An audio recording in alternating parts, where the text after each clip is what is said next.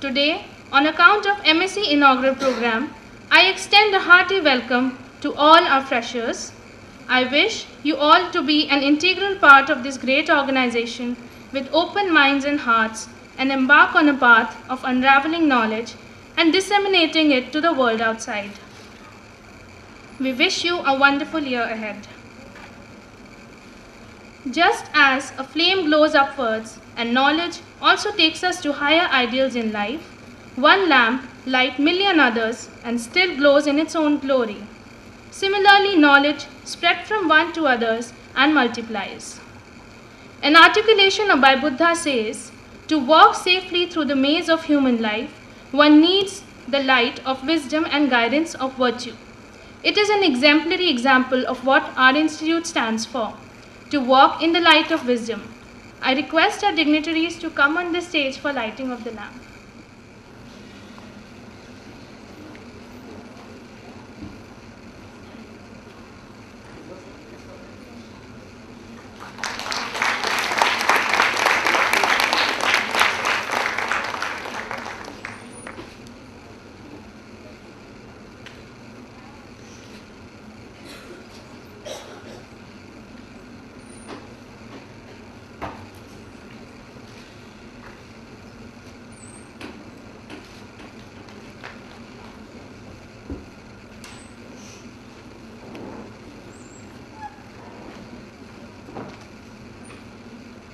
Amongst us is our Honorable Chief Guest, Padma Shri Dr. Nirupam Bajpai.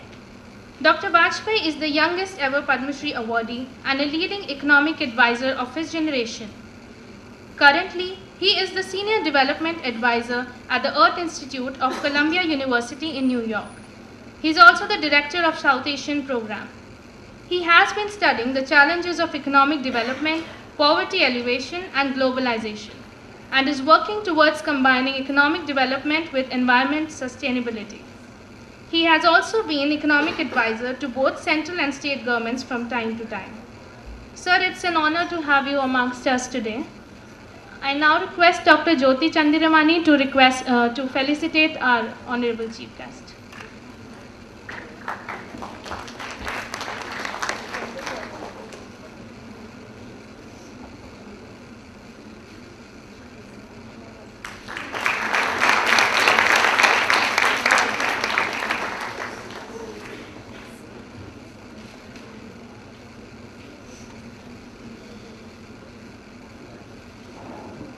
I now request Dr. Jyoti Chandiramani ma'am to please come on the stage and give the welcome address.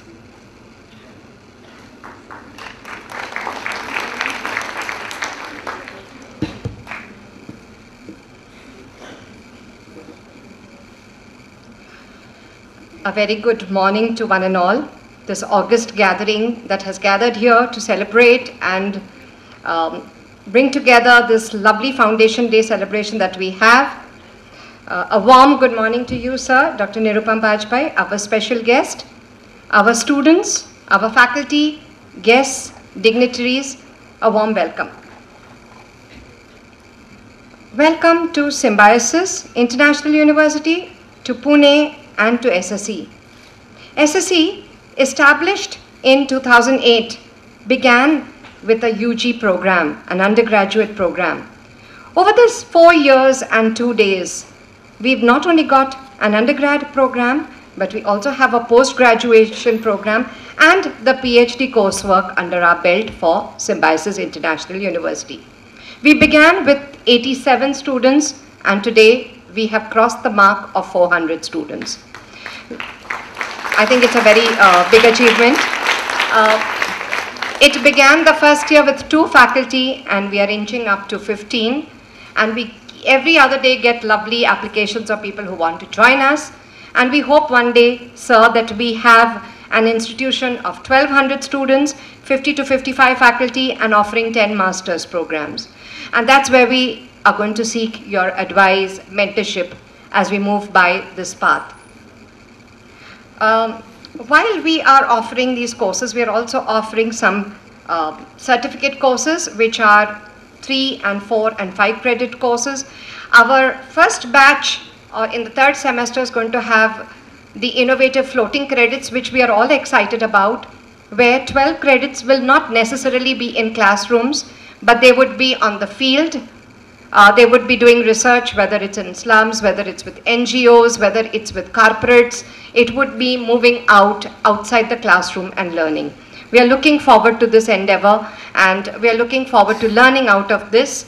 I'm sure the third semester students are also looking forward to this. Over course of time, as we move by, something about our students, sir, they come from almost 20 states, 90 cities and 7 countries. So we do have a pan-India presence out here.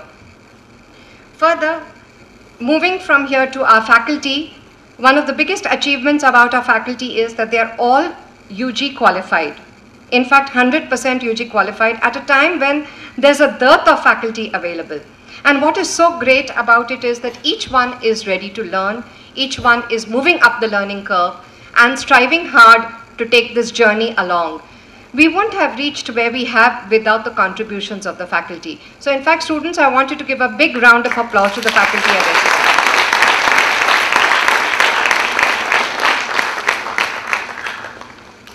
In this very short span, sir, a very proud moment for us was the other day when a student sent us an email.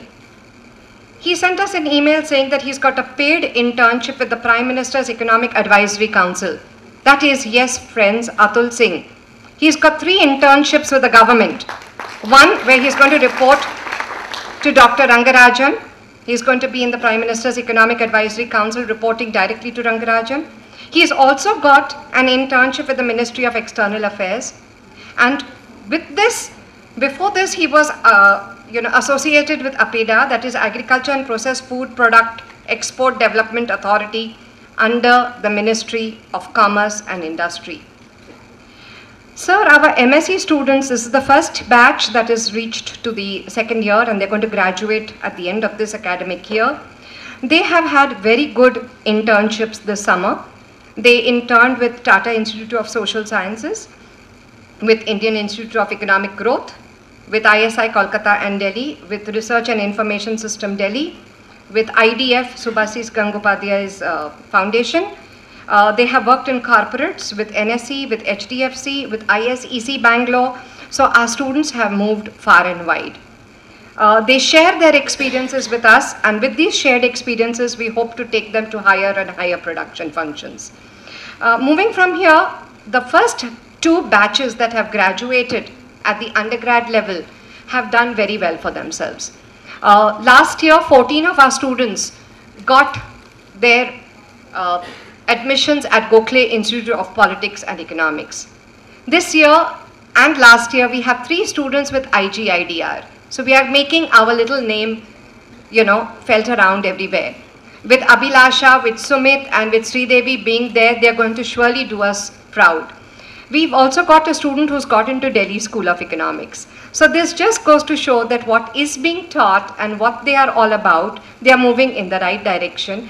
And I'm sure by the time we reach this double-digit foundation day, we would be a force to reckon with. By and by, as we move, sir, we have imbibed a philosophy which is called the symbiosis philosophy. The philosophy of Vasudhaiva Kutumbakam. We hope that all of you are going to become good global citizens. We hope that we can incorporate Eastern wisdom with Western dynamism, is what our founder, Dr. Mazumdar, always talks about. We hope that we can provide and create a rigorous curriculum and a disciplined environment. That's what we strive for. And I hope it's going to be multidisciplinary in approach and yet dynamic. We hope that we can ensure employability for our students, and all this will result in, of course, great nation building. And I always love to end my little brief introduction and welcome with a little quote.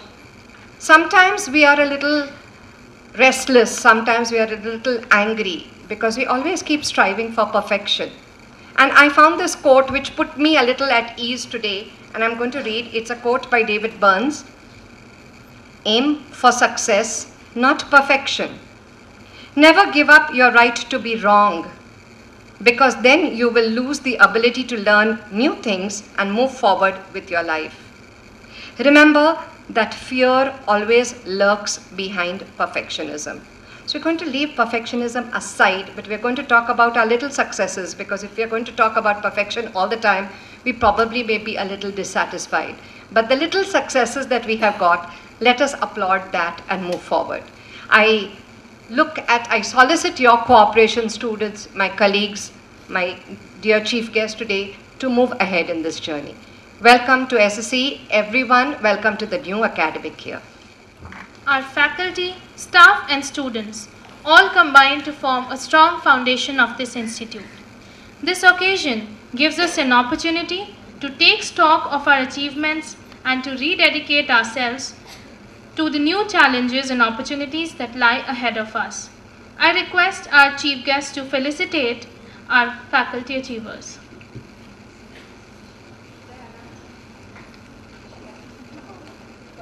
Yes, ma'am. First is Mrs. Ishita Ghosh, for clearing the NET exam.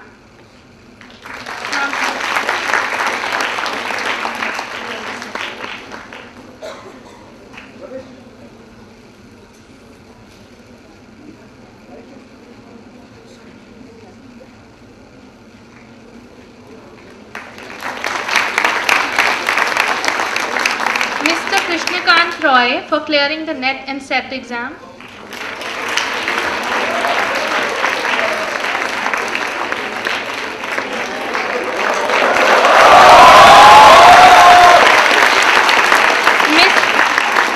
Miss Ishita Ghoshal for holding first rank in 2012 SET exam.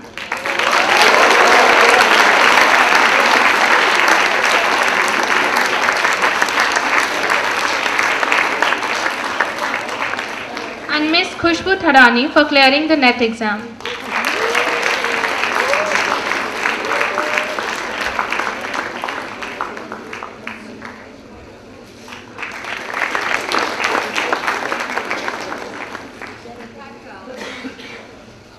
Like to say this, that Ishita Ghoshal is a young student from Gokhale, and she cleared the SET exam in her first attempt, and out of a number of students who appeared, only 5 cleared the SET exam in Maharashtra, and 2 were from Symbiosis School of Economics.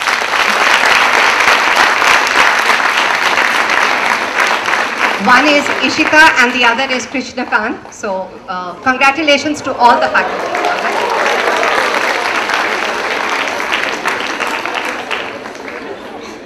I now request our Honorable Chief Guest, Dr. Bajpai, to please come on the stage and give the welcome inaugural lecture.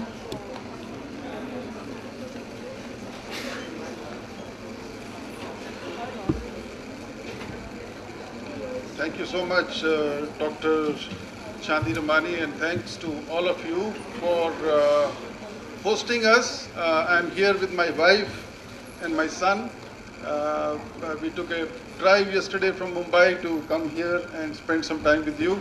And it's always great to have young students in the audience for several reasons. One, of course, I work at a university which is all about students, and India is the youngest country in the world. So the more the students that one talks about, the better it is. And so what I'd like to do is briefly talk. I won't talk too much. But the idea is to actually raise some issues and have you ask me some questions, comments, suggestions, criticisms, whatever you want. So more of the time should be spent on a Q&A rather than a one-sided talk. So with that in mind, let me start briefly with your documentary that we saw.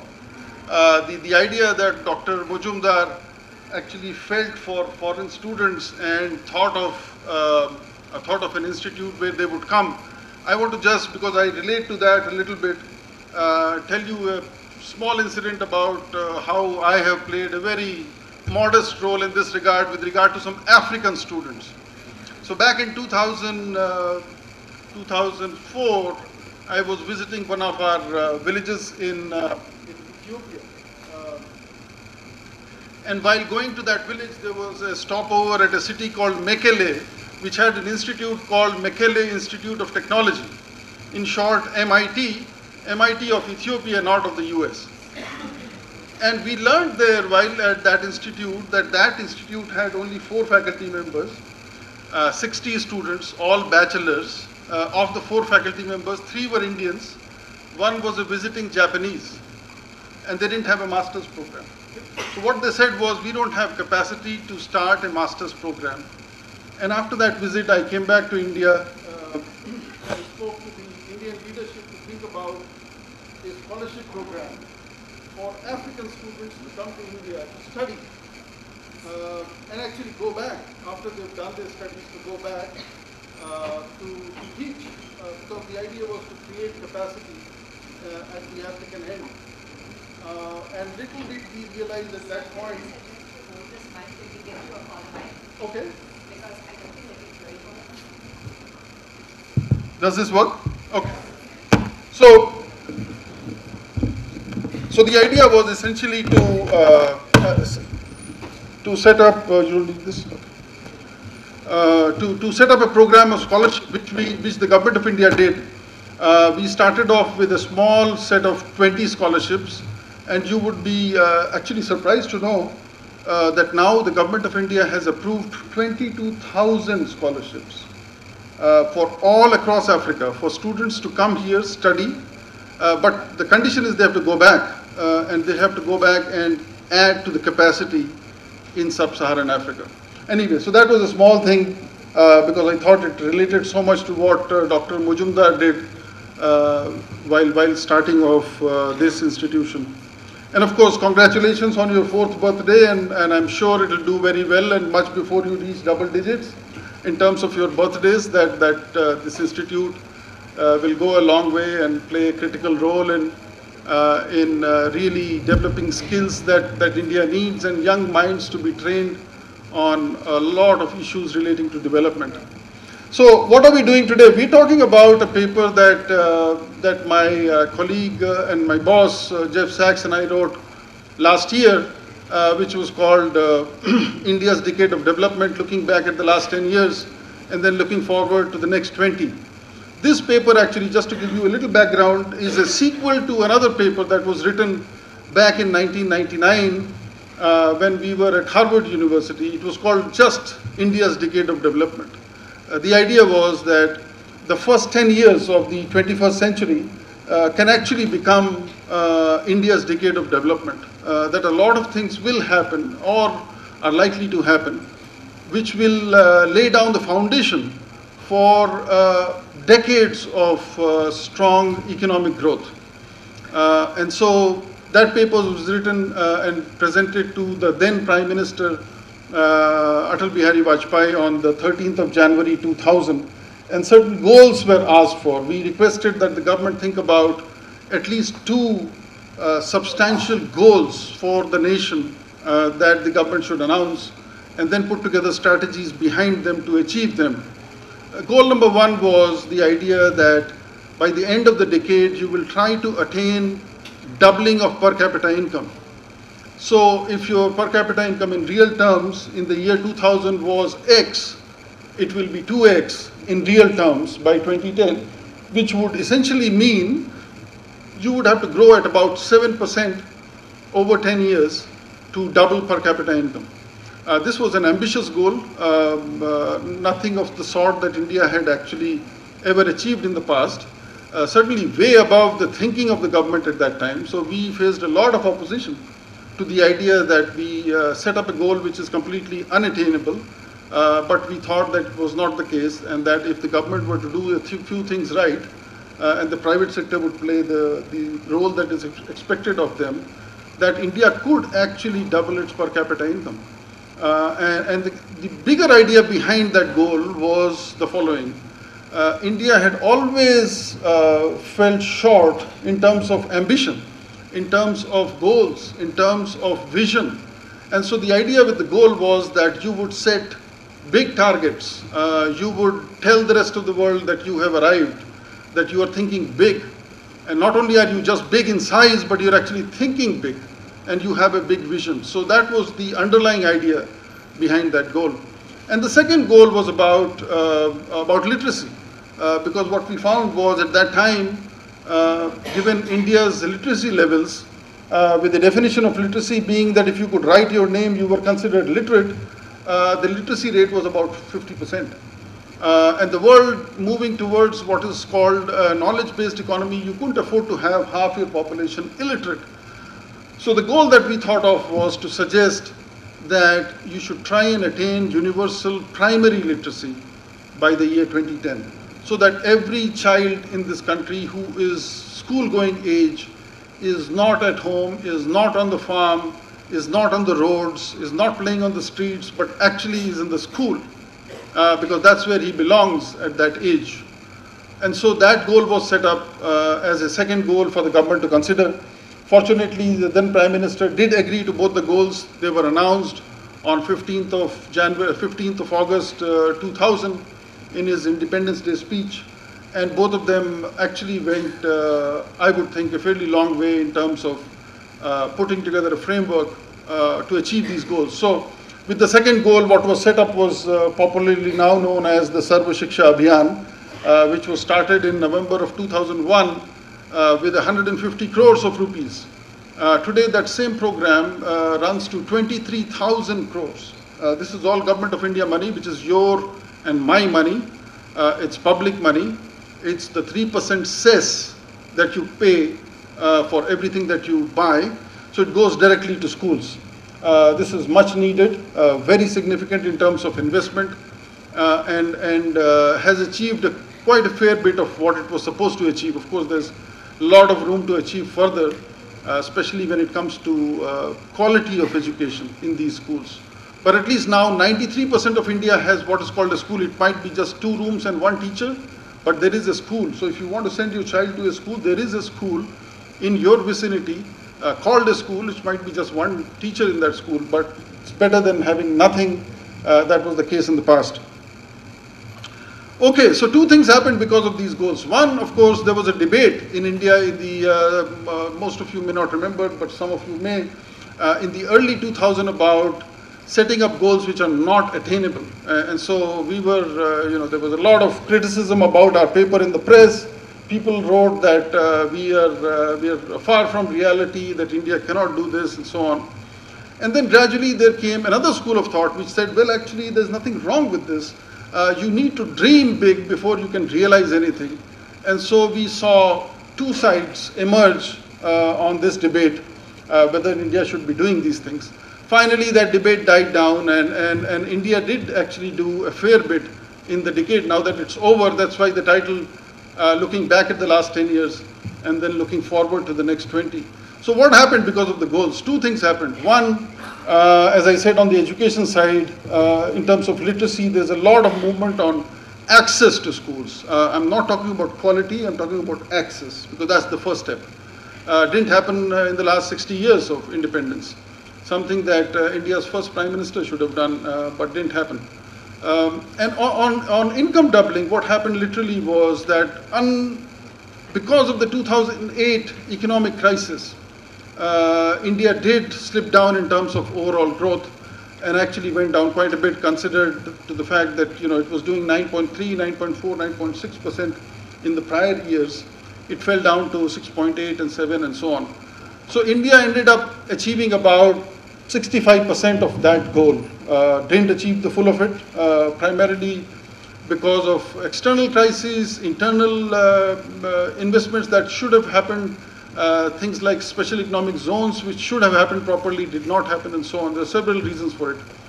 But at least for the first time there was this vision that you needed to think big and that Indians can do it.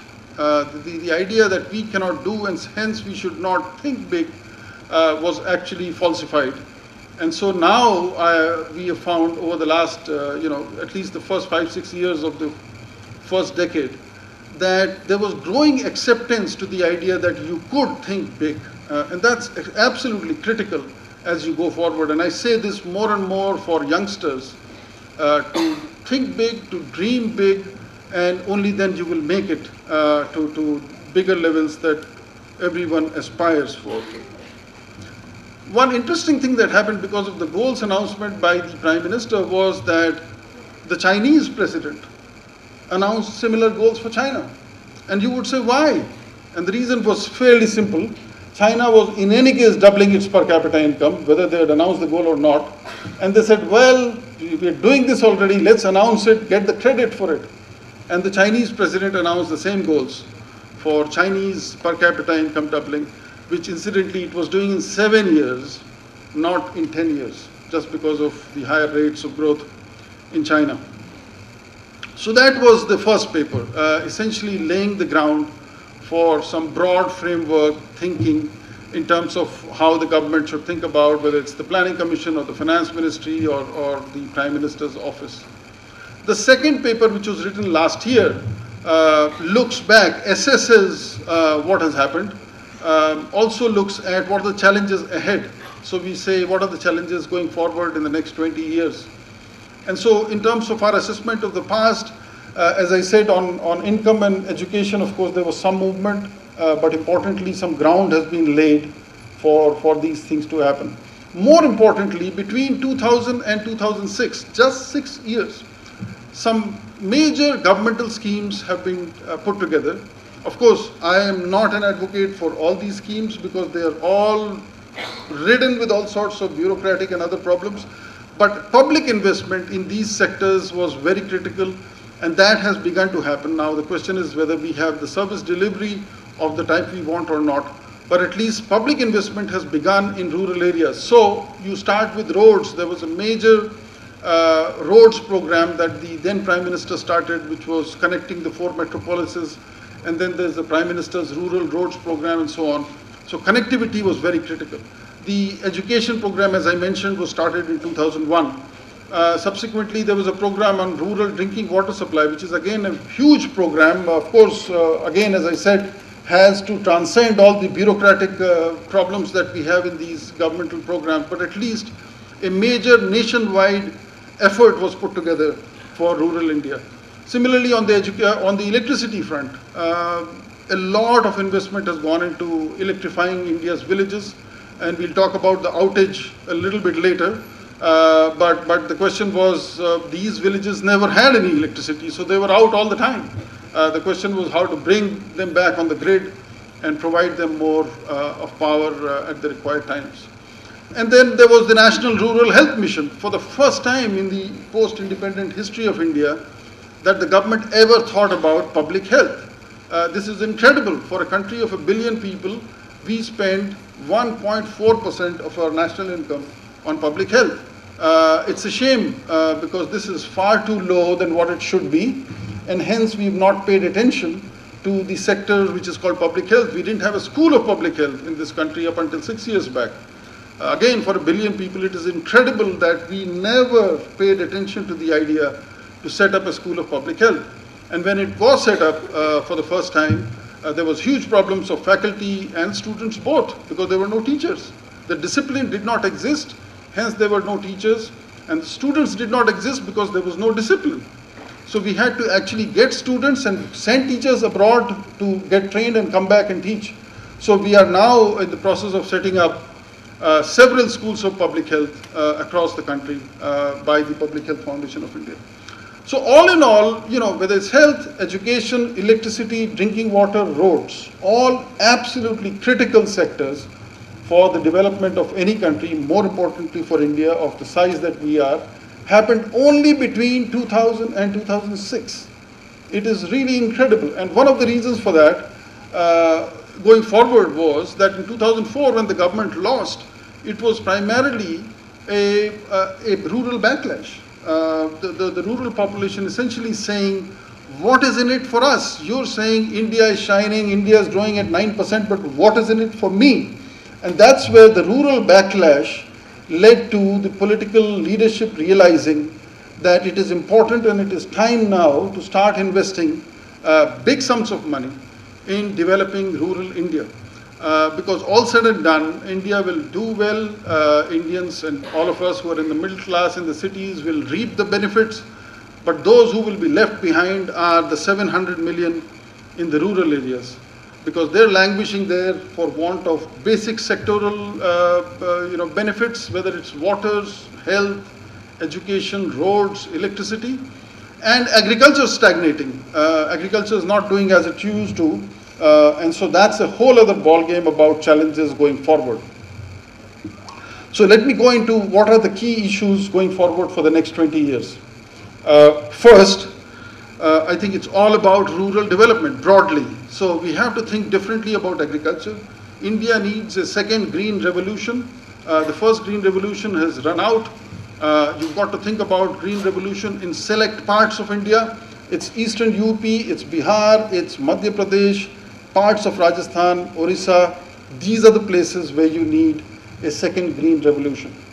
And a second green revolution coupled with major initiatives, investments in what is called agro-based industry. Because where do you create jobs? You need jobs for people in the rural areas, not on the farms, because the farms are already saturated. You need people to stay there, but actually to give them avenues like agro-based industry, which is one of the options that the government can seriously think about. Produce the necessary infrastructure for it and have the private enterprise take on from there. We've tried our hands on it, not succeeded, especially not on the scale that we need. And so this is critical. Second green revolution, wheat and rice focused or any other crops that are competitive and are able to be produced in a particular region along with agro-based industry and all the investments in water, power, roads and energy. This is a Herculean task. This by no means, and especially for India's dimensions, very significant in terms of size. But we don't have a choice. We have 70% of India's population in rural areas, a lot of them really not in the mainstream, a lot of them not really gaining for all the economic growth that's happening.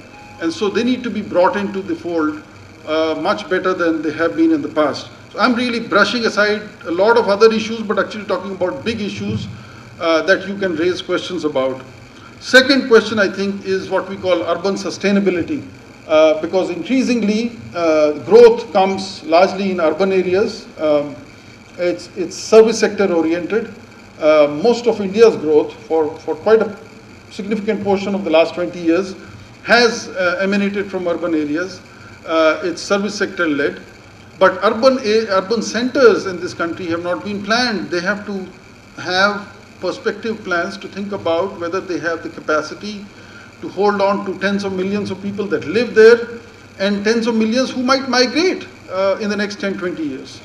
Because agriculture, as it becomes unsustainable, unviable for a lot of people, especially small-scale farmers, they would sell their land, try to move towards cities for jobs, and the cities already are saturated, not only in terms of jobs, but also in terms of infrastructure that they provide, whether it's housing or roads or transport and so on.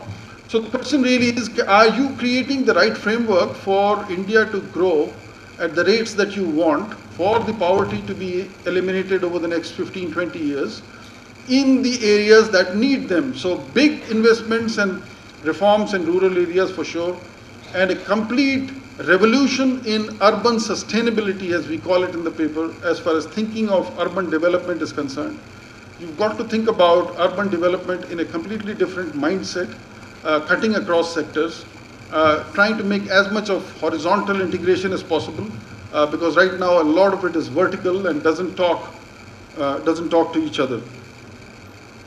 Third, I think what is most critical is this whole question of national infrastructure, which is all about power for the country as a whole, drinking water, again roads, ports. Telecom is one sector where we've done reasonably well if you were to take out the scams and all of that in terms of its reach, everybody having a phone, the tariffs being low, competition being the hallmark of the day. But for those scams and other things, the telecom sector relatively has done better than the others. But you've got major things to happen in power, major reforms in the state electricity boards and so on. So just to talk a little bit about the power outage that you had, this is not something that happened overnight. This is a system which has failed to deliver for decades. This needs reform in the fundamental system in which electricity is produced, distributed. All this whole question of T&D losses that we have, what is called transmission and distribution losses, which actually in India's case run into late 20%, 23, 24, 25%.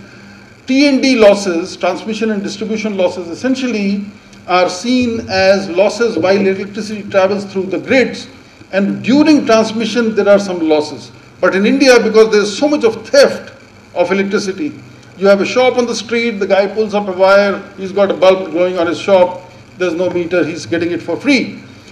All that is added P&D losses. Nobody's got the guts to settle those issues. Power is such a sensitive sector as far as politicians are concerned, that we have not enacted any significant reforms which could lead to a sector that can thrive, that can collect the revenues that it is supposed to, and produce the electricity that is demanded, and then give it to the consumers that need them.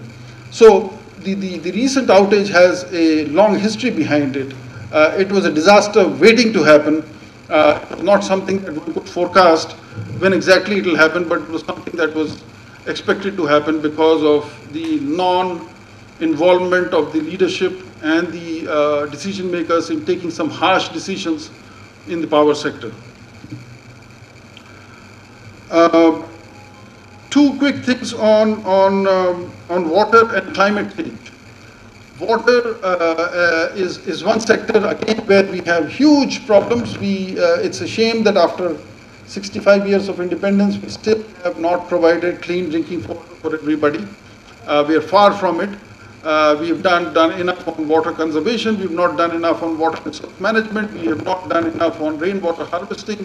And all of these things are absolutely critical going forward, because water is one sector that will need major attention. Otherwise, there could be major wars being fought, not on oil, but on water, as critical as that in terms of livelihoods. That is another sector that needs critical reform and attention of the policymakers and awareness among people about water conservation. Like in electricity, we say electricity saved is electricity produced. Similarly, in water, wasting water or all water wastage, whether it's rainwater that is coming and going in the tubes, or it is electricity that is burning for when it should not be burning, when it is not required, is all critical, and so everybody has a role to play here. And finally, on climate change. So what is happening on the climate front globally, and what likely impact will it have on India going forward? So one of the things that's happening, and one has evidence for now, for the last 20-25 years for sure, some hard evidence, is that because of climate change, because of global warming, you have a disturbance in what is called the hydrological cycle. So when it is supposed to rain, it doesn't rain. When it is supposed not to rain, it probably is going to rain. When it is supposed to rain X, it is raining 10% of X. All of that you can see signs of here. You can see signs of in sub-Saharan Africa, other parts of South Asia. So this year your rain is about 50% deficient, is from what I'm told. What happened a few years back in Mumbai with a cloud burst of a rainfall in 4 hours of a huge amount, that is a classic sign of climate change. It's a cloud burst that happens, and suddenly so much of rain happens that you're inundated with water. So what is critical from our point of view, and surely from a global point of view, is the fact that if more than 1/3 of your agriculture is still dependent on monsoons for irrigation, and the hydrological cycles get disturbed, and it doesn't rain enough as it used to in the past, it's got to have major implications on food security. How much production of wheat and rice and other major crops you will have going forward, and how will you address the question of security of food for everybody. And remember, population is still increasing significantly over the next 25-30 years. So these are some major global challenges as far as India is concerned in terms of macro outlook of where things stand. But to end that on a slightly positive note, I have to say I have always been very bullish on India's growth. I continue to remain so. I see signs of positive things happening in the political system, in the economic system, even though they're not as fast moving as one would like. So on the political front, there is now a change being seen in terms of who we elect. By and large, we're trying to reject non-performers. We are accepting and visualizing to elect performers. Caste systems are not playing as much of a role as they used to in the past elections. So if your Lalu Prasad Yadav is defeated in Bihar, that's a great sign, because people are actually saying, well, we've got to look at somebody who can perform. And if Nitish Kumar gets re-elected, it's a great sign, because there is some amount of performance that gets into the equation when you decide who to vote for. And these are the trends that you need on an all-India level to really precipitate change. And that, I think, in the next 10 to 15 years is likely to speed up very rapidly. And the next 20 years will see major changes, things that we have not seen in the last 30 years, or 20 years at least, since the reforms began. So while still a lot of things won't happen, because we need an economic crisis for all of those to happen, but a lot of other things will happen, and that will produce some optimistic results, to my mind, as far as development and growth is concerned. So let me stop here and have questions from the floor.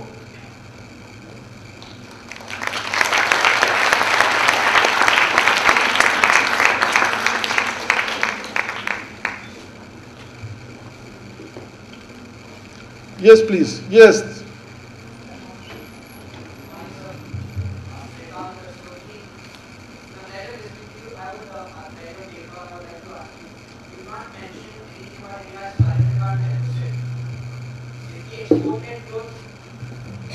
Hello. Yes. Yeah, I'm sorry. I was just checking. You've not mentioned anything about India's current account deficit. Is the export-led growth that you've suggested for coastal areas supposed to help with that? Yes. You know, obviously, current account deficit is a part of your balance of payments that one looks at. I've purposely kept bigger issues to talk about. The idea essentially is the following. Your coastal states, where your special economic zones ideally should be housed, should be real engines for producing what we call labor-intensive manufacturing exports. So while a country of India's size needs 16 million new jobs every year, the question is, do you have a growth strategy that actually can create jobs at the same time allow you to grow? And so we think that coastal states like Gujarat and Andhra and Tamil Nadu and so on, and Maharashtra can have the potential. We've not done enough on that front at all. There are some very critical reforms missing, which will push the growth rate, essentially looking at global markets. And so that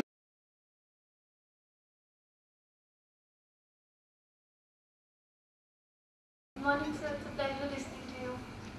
Sir, I have a question. According to your study on India's decade of development, I would want to know whether implementation of policies in the country is only a problem due to lack of political will, or there is more to it.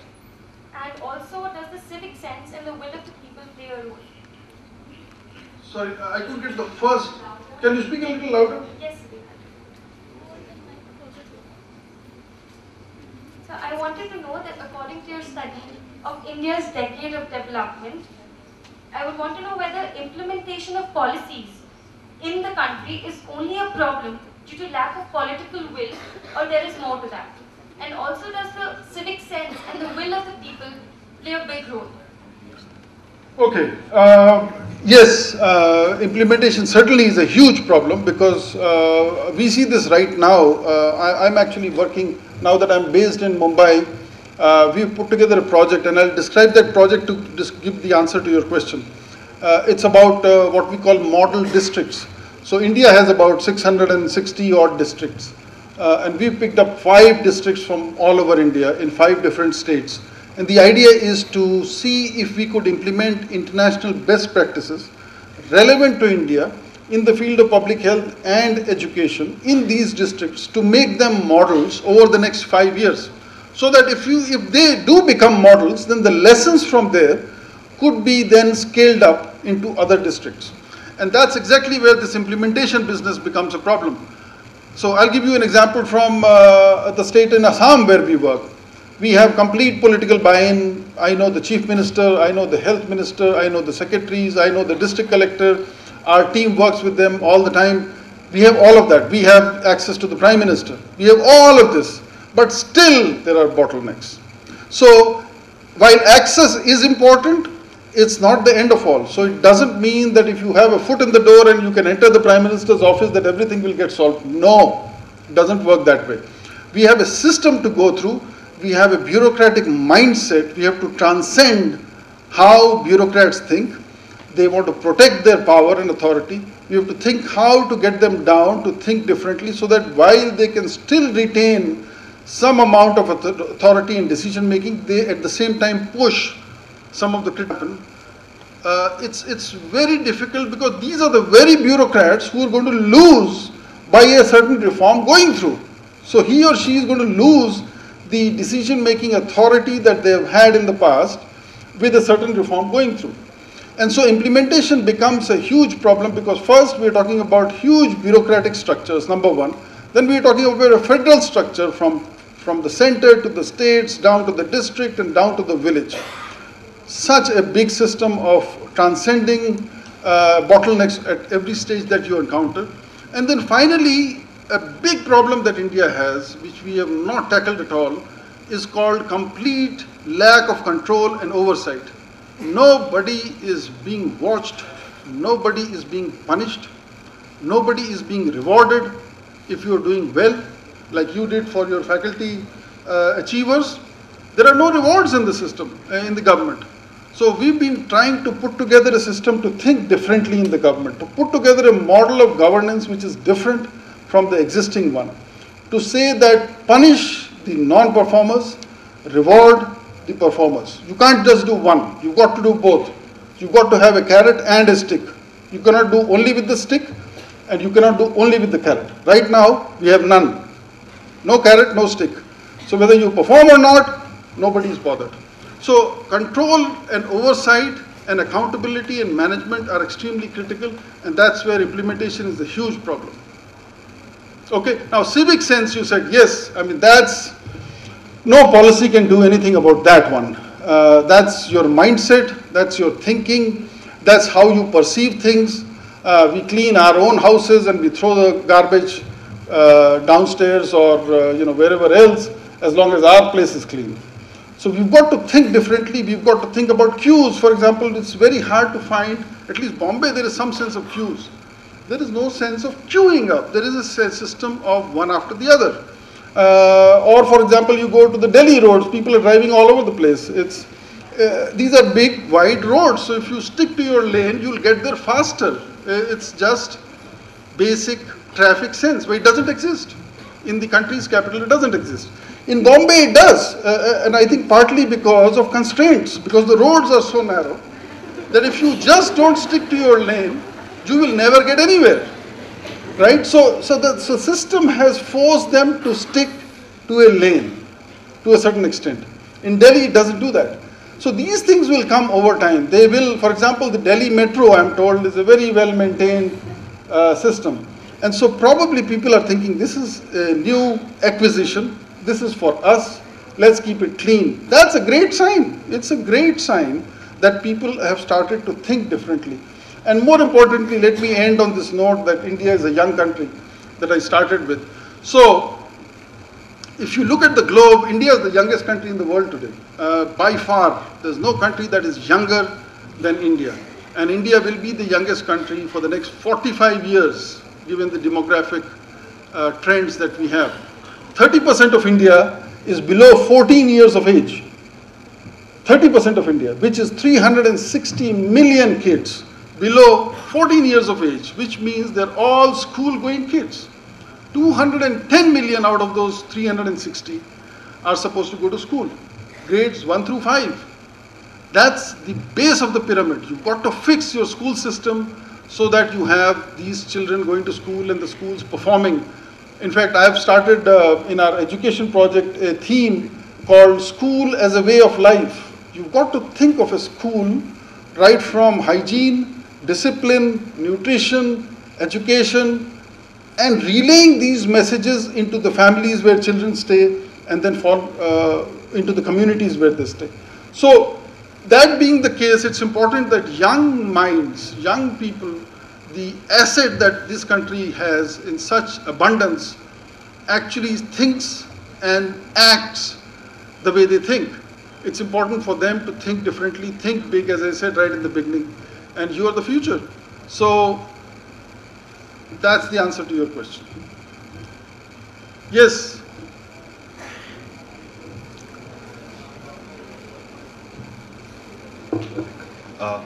Good morning, sir, and thank you so much for taking time out of your undoubtedly busy schedule and lecturers. My question takes off from the first part of your answer to her question about governance and accountability.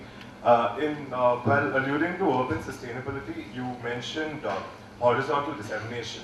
This is a problem in political economy and in especially the development process in India, and I want to relate it to the nature of resource use in India, and by resources, all sorts of resources, whether it's water, land, and even natural minerals, and the way that's being played out, because it has a convergence of politics, economics, and environment, and that's what Earth Institute has been studying. So your sense on this, the emergence of the resource Raj, and how it's going to play out in the future, because I personally think that is what is going to define what we're going to do in the next 20 years. How we use our resources and how the horizontal dissemination rather than the vertical integration of it. Just because you have access to the Prime Minister, you're still sort of, we are creating vertical systems instead of decentralized systems, and then that's where markets and governments work most effectively. Your thoughts on the same, sir? Okay, so on resource use, let me give an example from coal.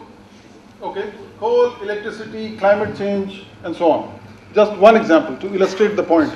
Now, we all know that because of huge demand on the power sector, most countries that have hugely, deposit houses of coal, use coal, burn coal to produce electricity, whether it's India or China, or, to a certain extent even the US. And so what is happening? You're burning coal to produce electricity, which is actually creating more carbon, adding to climate change. Now, what do we do in the process? The use of resources, how best to do them, given the constraints that emerge subsequent to usage. Now, on coal, we don't have a choice right now. But at the same time, we can't say because burning coal adds to climate change, we will not produce more energy. We need more energy. The trade-off here is we need more energy, number one. How do we create or add to that energy, adding as little to climate change as possible, adding as little to global warming as possible? So there is what is called the carbon capture and sequestration, that you burn coal, and before the carbon emits in the atmosphere, you capture it, and then you sequester it under the ground. So the question is, we have to think about resources that are most critical in terms of growth processes going forward, to be used if there are no other alternatives, at least at that point in time, but to use it in a way that wrecks the environment to the minimum. There will be wreckage for sure. Already it's happening in most countries around the world on a big scale. But the question is, going forward, what do you do, having realized that climate change is a reality, it's not fiction, and that it will have real effects on real people on the ground. So how do we manage this question of using coal continuously, because there's only so much you can do with other sectors, there's only so much you can do with nuclear, there's only so much you can do with other things. So coal is primarily the driver force in terms of electricity. Similarly with other natural resources that one can talk of. But just to go back, your second part of the question was about resource use and? Resource use and the political nature of it resource use in an economic and political system that is vertically integrated. Because I just got back from Dantewada and Gorakhpur, and I saw a few dams in Himachal Pradesh as well. So you sense the fact that there is a decision coming from the top that doesn't know what is happening. Yes. And even with Agra in Africa, if you could allude to that too, Agra, because you spoke of the second green revolution. The whole question of vertical and horizontal connectivity, or vertical silos, actually, there's no connectivity because there are vertical silos which don't have horizontal linkages. And this is exactly where this whole bureaucracy comes in. This is exactly where this model of governance comes in. Because if you are in the health department, you have nothing to do with coal. I don't even have anything to do with nutrition. Forget coal. Because you're only concerned with that particular aspect of what a health department is supposed to do. And to bring about that horizontal integration needs a very different model of governance. It needs people to think differently. It needs people to not to have a reporting mechanism to your own boss in your own ministry only, but also to somebody else so that he can question you on other things. So just to give you another example from our work, in our districts what we've done is set up a district team that reports to the collector, which comprises of people from health, nutrition, water and sanitation. Because you can't do health without nutrition, you certainly can't do health without clean water, and you can't do health without sanitation. But in India it's all different. They're all different departments. They have no horizontal connectivity at all. But at the district level we've set up this team, and whether that person in the team is in health or nutrition or water or sanitation, his performance at the end of the year is not going to be determined about how many hand pumps his department installed, but what happened to maternal mortality. So the idea is that you've got to think differently. Your attitude cannot be, I have to install so many hand pumps and that is the end of my job. But you've got to think differently. That water which is supposed to be clean has to go to a household, which will in turn allow them not to have waterborne diseases, which will in turn allow a pregnant woman not to die in childbirth. Now this, a few interns in between, was not rocket science. But we are not governed that way. We are not, our systems don't allow us to think beyond a certain box. And that's what the system has perpetuated. So what I say frequently is that we need different models of governance. We need systems whereby people are allowed to think, and actually forced, not allowed, but forced to think differently. And their performance is judged accordingly. And then accordingly, a stick or a carrot. All of these things go together. Again, going back to Africa, we have similar things. Sub-Saharan Africa, whether we are in Ethiopia or Nigeria or Tanzania or Mali or Malawi, you name it, any country that at least we are in, 17 of them out of all the African Union members, that the system is exactly the same. You are thinking along one particular route in a particular department, and you're not thinking horizontally at all. So in Africa it's relatively easy because you can set up systems. Here you already have systems, you have to dismantle them or reform them. It's actually easier in Africa than here, because here you already have teachers' lobbies, for example. They don't want to show up, you can't do a thing about them. And politicians get scared. District collectors tell me, I can't do anything, sir. There are lobbies. What do you do? So it's hard to actually work in an Indian system where there are certain things and lobbies already well established, relative to Africa where there are very few things on the ground. So you can draw the picture on a slate which is completely clear, rather than here you have to rub it first. Rubbing is very difficult, so you actually tinker at the margins and then try and change that. So it's a tougher thing here, but it will happen. That's my sense. Okay. Yes, please.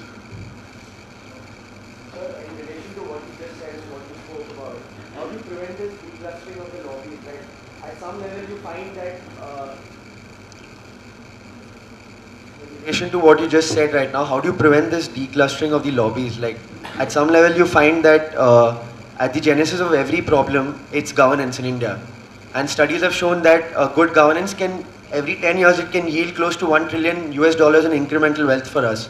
So why cannot we emphasize as a nation the importance of governance? Because we have different stakeholders in different strata of society, in civil society, in political society, but why can't we emphasize the importance of governance? And I know there are different issues that crop up, but how do we go about settling these issues in terms of how the stakeholders are going to play an important role in civil society? Well, this is a lecture in itself, but let me give you the summary of that. Anyway, I'm no expert on this, so this is certainly not the last word. What you're saying is essentially this is a process. There is no one particular policy that will do this. This is a process, this is a mindset, and this is a collective process. So I'll give you one example. some 10 years back, I was touring rural Tamil Nadu. I can't remember which district. And suddenly in some place we saw hundreds of people shouting something in Tamil. So I asked the driver, I said, what's going on here? So he said, the teacher here in the school has not come for 3 days. So the people are shouting, asking where he is. That's the fundamental requirement. The moment people stand up and ask, that's where change starts. The problem is, Tamil Nadu is not India. Tamil Nadu is a very well-aware state, is quite in the front. So seeing this in rural Tamil Nadu was actually not a very big surprise. But seeing this in Bihar or UP will be a huge surprise. But we're waiting for that day. When Eastern UP, people are standing up, where the hell is the doctor? Why is he not showing up? That's not going to happen in the near future, believe me. We're not there yet. But in some states it is happening. And so I was told subsequently that people went, found out the doctor was actually ill himself.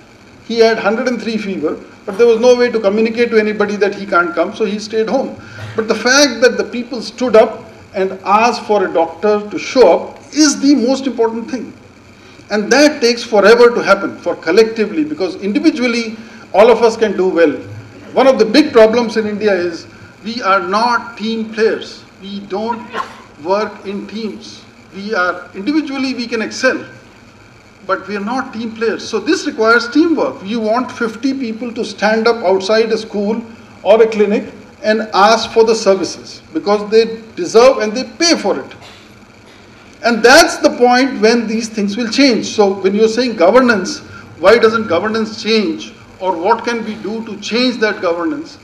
We really cannot do much except to create more awareness. Because this is a bottoms-up approach. There's no one policy or one ministry or one prime minister standing up and giving a big lecture. Nothing will happen because of that. It's collective, it has to come from the bottom, and it has to be a revolution. Literally. It's not a bloody revolution, it's a revolution of people demanding their rights. So when I go to rural areas, I actually have public meetings. I was telling Pallavi, you got your name right, while we were driving here, that I also do public meetings when I go to villages. And one of the things, the reasons why I do that is to ask the people, when politicians come to you, do you ever ask them anything? Or you just sit there and listen? If at all you ask, what do you ask? So the question is to tell them, they are coming to seek your vote, you need to ask them some hard questions. Why is the road outside my home not built? Why is my school not performing the way it should perform? Why is the doctor not showing up? Why aren't medicines in the clinic? All these questions are critical for you to ask, and the day you start asking these questions in a big way, things will change. But because you don't ask, number one.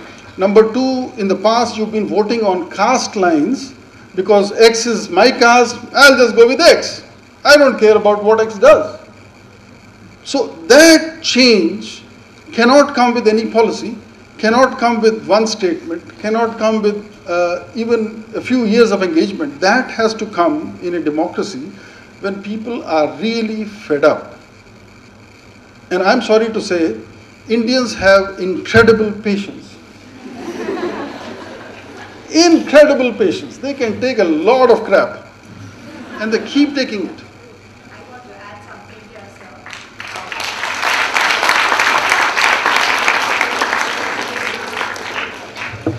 Dr. Bajpai just talked about governance, and I wanted to add this, that we have actually created a certificate course for governance, and we have even offered a course on stock exchange. The stock exchange course got oversubscribed, but the governance course didn't get subscribed. Because I think ultimately you as students also have to make a choice. So I think this message comes back to you that I'm not marketing the course because you have the freedom to choose. But I'm just saying that even when we are here to offer it, you don't take it. So what do? Everything is for market driven. Yes. That's exactly right. Everything is for market driven. So everybody looks at the bottom line. What is the package you're going to get? A stock exchange course sounds very good to you, but trust me, a governance course is going to get you your first interview very easily. As you rightly say right now, that everything stops at governance. Thank you. Okay. Hello. Yes, please. So, Sorry. Yes. Ladies first. Go ahead. sir, should we go for food security bill? Or we would like to know your views on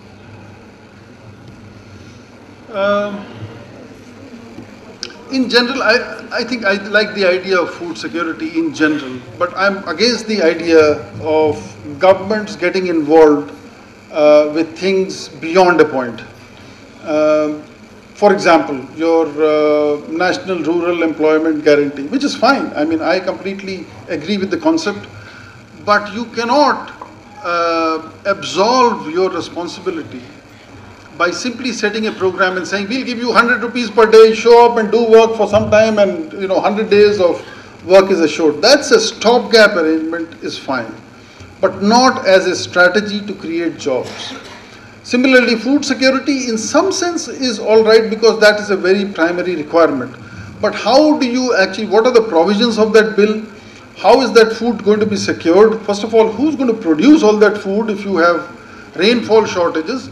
If you don't have a green revolution, if you don't have systems whereby production really exceeds what is required, so you have buffers of millions of tons. And so I would actually study the provisions of the food security bill far more in detail before really going with my vote on that. But in general, I think there is primary responsibility of the government to ensure that at least food is available and that people below the poverty line are provided the bare minimum in terms of basics. And I want to add one more thing that I didn't mention during the talk, is the idea that, one of the huge problems in India is this huge question of subsidies. We have incredible subsidies on fertilizer, on power, on water, on urban transport, on you name it, and there are subsidies. And the government has now gotten stuck in them because they think that if we remove the subsidies, it will be politically disastrous. So one of the things that we have worked together, at least in some African countries, and we are suggesting this in India as well, and I think those of you who read the paper would have read what is called the lifeline tariffs. Lifeline tariffs, the concept is like this. We are not against subsidies, but we are saying target them. If you want to give, let's say, subsidies in power to people below poverty lines, say the following. Every household that is below poverty line will get X amount of energy free. X would comprise of, let's say, a couple of bulbs in a room, maybe a fan, and that's about all. This is rural India. I'm not talking about urban India, rural India. So that as soon as it gets dark, couple of rooms can have electricity, can light. If children are there, they can study. And if you have a fan, you can use the fan. Anything consumed beyond X has to be paid for. So there is no free lunch. Up until X, it is free. And it is only confined to people below poverty line. So you're not dismantling the power subsidy. You're simply saying, beyond X, if you consume, you will have to pay for it. So here is a meter in your home. If you exceed X, you better know that you will have to pay for it. Now what this will do, if you were to implement it properly, what this will do, it will drastically reduce your subsidy bill, because the subsidies tend to go all over the place and for the most part don't reach the people who they are supposed to reach. So by lifeline tariffs, similarly you can do for fertilizers. You can say for every small holder fertilizer farmer who has 1 or 2 or 3 acres of land and is producing X, Y, or Z, so much of fertilizer is free. Beyond that, you have to pay for it. So the question of introducing user charges, the question of introducing that there is a cost to what you are using is important. And no politician has till now dared to venture into this line of saying we have to cut these subsidies because it's not sustainable, we don't have the money, and in the process we are not even providing you the right services. So you pay for it beyond a point. Up until that point it is free for you, but only below poverty line families. Yes, please.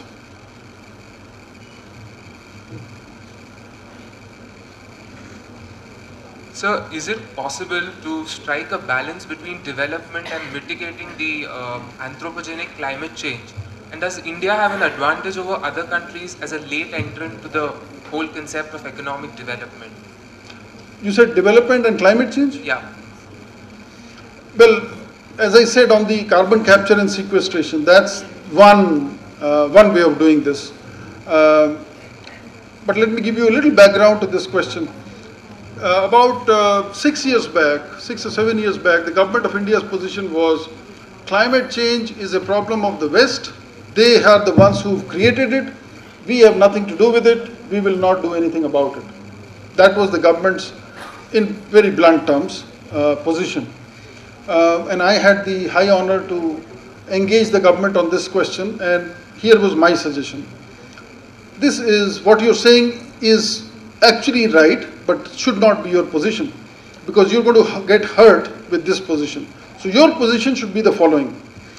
Climate change is a problem that the West has created, period. No questions asked, no debate on this subject at all, number one. Number two, because you have created it, you better pay for it.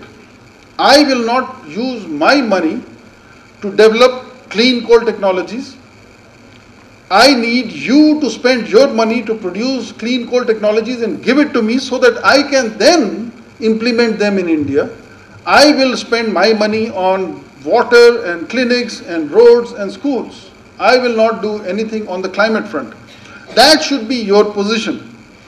And fortunately, after a year or so, the government actually turned around and came to this position that we are going to be willing partners with the West as long as you pay for it. We are not going to pay for it. So there are ways, for example, as I said, carbon capture and sequestration is a way in which development and tackling the climate at the same time can go on. And there are other technologies whereby you can reduce, if not completely eliminate, the amount of carbon emissions while you are developing. Because the bottom line is, people are dying. You need to grow, you need to have more resources, you need to spend more in health, you need to spend more in water and so on. And for that you need to grow. How will you have more resources unless you grow on a higher rate? And growing on a higher rate would mean more power, among other things. And so there is, while on the one hand there is a conflict between the two, but there are several ways in which you can think in a novel manner to actually have both the things work simultaneously. Yes, please. You mentioned about the necessity of a second green revolution. I just wanted to know, did you emphasize about the technological aspect of it? Because I just wanted to know whether you are emphasized on latest technologies like biotechnology, genetic engineering, because we are like investing so much in it and we are not able to get anything. And we are not harvesting our water. It is a real bad part. And when we see this sort of pictures on Facebook or such sort of social networking site, it sort of freaks us out. Some countries like Norway, there are one river and they are just building bridges for two different purposes of the same river. Why is it that we are not able to do it when we have over 10 rivers and we are just one country and we are sharing all the rivers amongst us? Why is it? Well, talking about green revolution, certainly, the first green revolution largely happened because it was confined to Punjab, Haryana, Western UP, and a few parts of Tamil Nadu. That was India's green revolution, late 50s to early 80s. But then it's long over now. What you need now is a second phase, which is region specific, which is crop specific, because it has to be in specific regions which can only produce X or Y crops because of the soil, climate, nutrients available in the soil and so on. But one of the most critical things that is missing, which was there in the first green revolution, which is not there in the current scheme of things, is called the agricultural R&D. In the first one, you had high yielding variety seeds from Mexico and Philippines for wheat and rice that were imported, and the Punjab Agricultural University had a brilliant department which actually modified those seeds so that they are relevant for India. And so those modifications are a part of what is called agricultural R&D. At that time it happened because of a variety of reasons. A lot of push by M.S. Swaminathan, a lot of push by Norman Borlaug, people on the international scene, the International Food Policy Research Institute, Rockefeller Foundation, a lot of people. Today, that component is completely missing. Your agricultural universities are in bad shape. They have very limited funds. They have poor faculty, unfortunately. There is no research agenda. And so that big component of a second green revolution is completely missing. And this is something that cannot be done overnight. You can give money. You can next budget, the finance minister can say, okay, here are 200 crores for all the agricultural universities. That will go only up to a point, because you don't have a research agenda, you don't have faculty, you don't have that burning desire to actually do this. That will take time. And that's the biggest stumbling block for a second green revolution, as far as I can think. You can think about technologies which will sort of help you increase productivity up to a point. But ultimately, it's about seeds. What is agriculture? Agriculture is about seeds. Agriculture is about soil. So the seed, the soil, the fertilizer, the climate, the water, they've all got to go hand in hand. Technology to produce a certain seed is good, but it won't go beyond a point. And hence the need for a very broad-based thinking on a second green revolution. The Prime Minister has been talking about this for several years now, but there's only so much his office or he personally can do. Beyond that, it's the agriculture ministry, it's the agricultural universities that have to take on this agenda. Taking the example of Let me tell you, I'm not an agriculture expert, so I won't be able to answer very specific issues on this. I can give you a broad sense. But anyway, go ahead with it. I want to warn you before you come up with very specific questions. Yeah. The thing is that this sort of variety is totally new in the market and Yeah. nobody wants to consume. Yeah. But then there are few people who want to volunteer. Yeah. And that the government is aware of. Then why is it the government is not encouraging this sort of like to want to make it test and Yeah, I'm not. There is, yeah, I would think so. There is a debate, but I'm not sure where exactly are the specific. Yeah. Go ahead.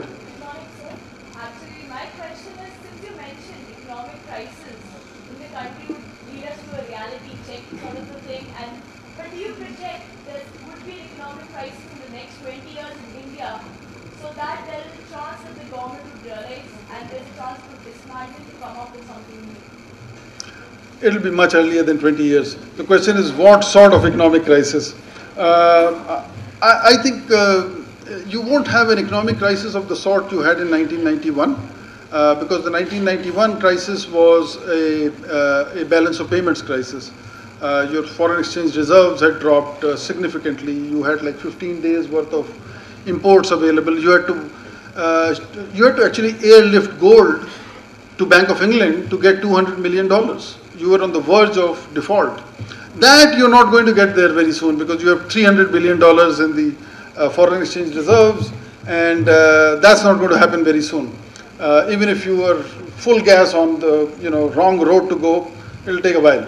But I think what you will probably see is a crisis on the governance front, which you already are seeing.